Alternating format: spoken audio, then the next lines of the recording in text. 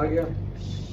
Hi guys, today topic is evaluate passive fire protection system compliance with the structural requirements and the New Zealand building codes. And it is presented by me. So the first topic is passive fire protection system. So the passive fire protection methods of building are well chosen materials as well as the buildings designed to minimize fire and smoke spread.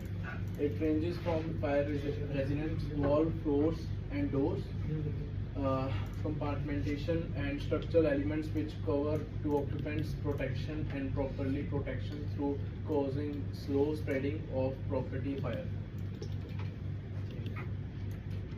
So I have done the picture like what they are doing. So I'm Nice picture. yes bro, you can't see it in the projector bro, but if you see in the laptop it is very clear. So these are the access panels, these are the fire rated structure element, beams, column. And second topic is fire measure of passive fire protection. And the first one is right fire doors and hardware. Fire rated doors constructed from fire resistant materials. They create crucial barriers between compartments to the hider fire spread. Self-closing mechanism. These features automatically seal off areas during fires, maintaining complementation and preventing rapid fire spread. Instrument seals. These seals can expand under heat tightly, sealing doors, gaps, or inhibit smoke and flame passage. Fire-rated hardware. Locks and handles are designed to ensure the integrity to the entire door assembly. Regular maintenance, periodic inspections, guarantee functionality and compliance with the safety standards. Second one I have right complementation ma'am. Fire rated wall and door constructed using fire resistant materials to withstand fire for a specified duration, limiting its spread. And the fire dampers in HVAC systems automatically close to prevent fire and smoke from spreading through the ventilation ducts. And the third one is dividing the building. Point is dividing the building into sections with the fire resistance barriers to contain fires, and it slows the fire in progression. So, I have also introduced a picture as well. Smoke barriers, walls designed to resist smoke movement, enhancing occupant safety by preventing smoke inhalation. And the last one is sealants. Sealants and wraps used to seal openings such as pipes and cables in fire-rated walls and floors, preventing fire and smoke from spreading through. And third one is emergency egress. Clear pathways, wide, unobstructed routes leading to exits facilitate swift arrest.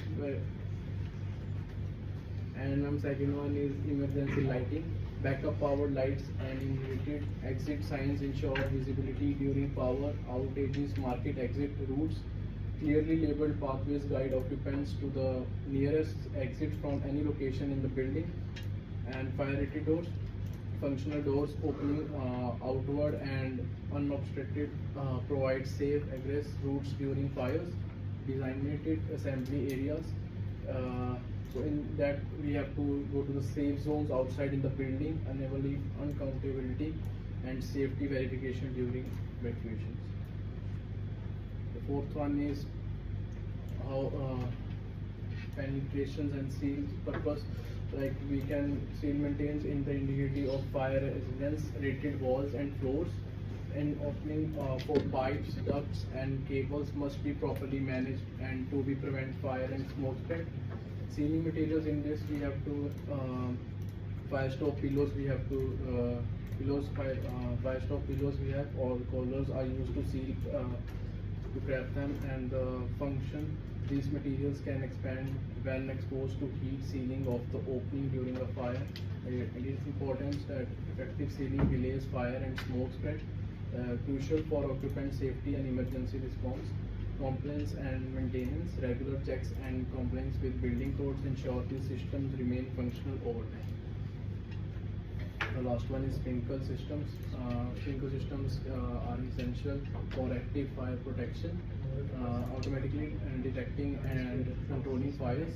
And activations, sprinkler heads activate at a set temperature, releasing water directly onto the flames. Operation: each sprinkler unit operates independently, targeting only the areas directly affected by the fire.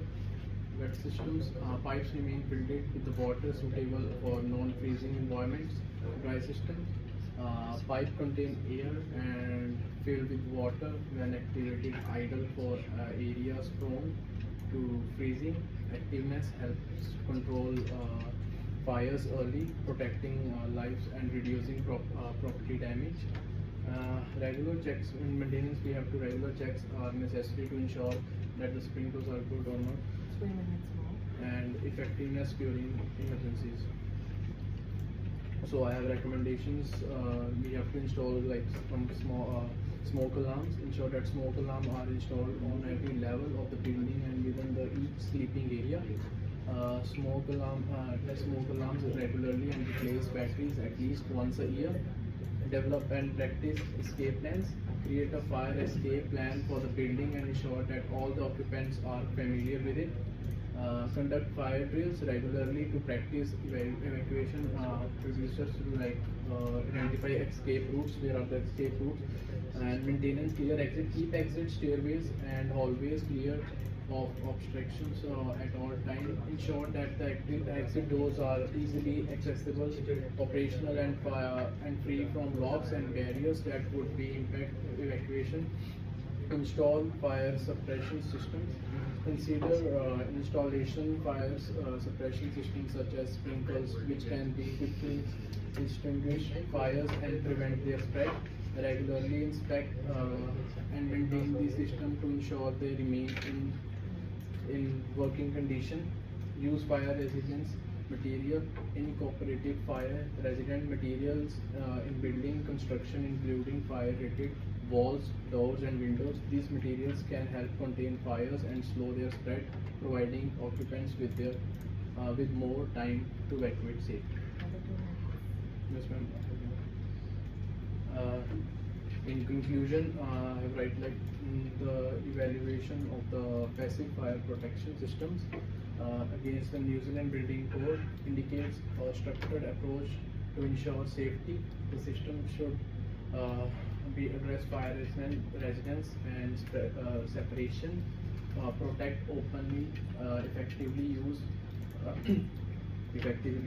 component fire resistance materials, and ensure the structural integrity of the building during the fire, ensuring that all components such as fire doors, dampers and barriers are properly installed and maintained in a critical way. Compliance with the building code is essential not only for legal adherence but also for the safety of the occupants and property, thereby facilitating effective firefighting and rescue operations in emergency scenarios. Okay, you guys having any questions? Oh my god. That's sprinkler systems whenever the fire will be active. So that's the one that will be spread out or something. Whenever the fire will conduct and active, so it's gonna bounce automatically. Okay. What do you mean by active fire protection system? Active, ma'am, whenever, ma'am, this is Sprinklers. ma'am, send them more outside from the class, ma'am, please, ma'am. Active fire protection. So you have Ma'am, already whenever discussed the- about passive fire. Yes, ma'am. Ma'am, whenever there is an active fire like air around, so ma'am, it will be working. That's active fire. Okay. And you have done the presentation properly, but you haven't identified any issue. You have already explained about good things about the pacifier protection systems, Yes. have you identified any issues relevant to this building?